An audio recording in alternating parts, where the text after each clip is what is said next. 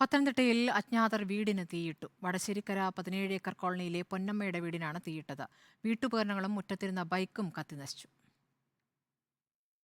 Pathanamthitta Vadasserikkara Pezhumpara 17 acre കോളനിയിലാണ് സംഭവം. കോളനിയിലെ പൊന്നമ്മയുടെ വീടിനാണ് അജ്ഞാതർ തീയിട്ടത്.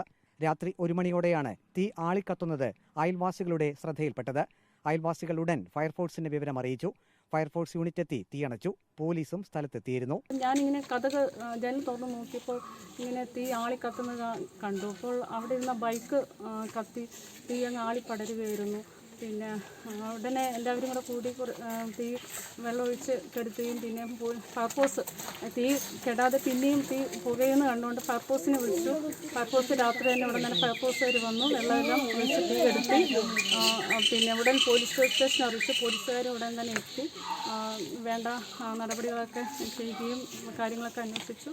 വീട്ടുമുറ്റത്ത് പാർക്ക് ചെയ്തിരുന്ന ബൈക്ക് കത്തിനശിച്ചു. സംഭവ സമയം വീട്ടിൽ ആരും ഉണ്ടായിരുന്നില്ല. ഏതാനും മാസങ്ങൾക്ക് മുമ്പ് വീട്ടിലെ കാറും കത്തിനശിച്ചിരുന്നു. പോലീസ് അന്വേഷണം ആരംഭിച്ചു. വീടിന്റെ പട്ടിക്കൂടിന് സമീപത്തു നിന്നും ഭക്ഷണ പദാർത്ഥങ്ങൾ കണ്ടെടുത്തിട്ടുണ്ട്. റിപ്പോർട്ടർ, പത്തനംതിട്ട.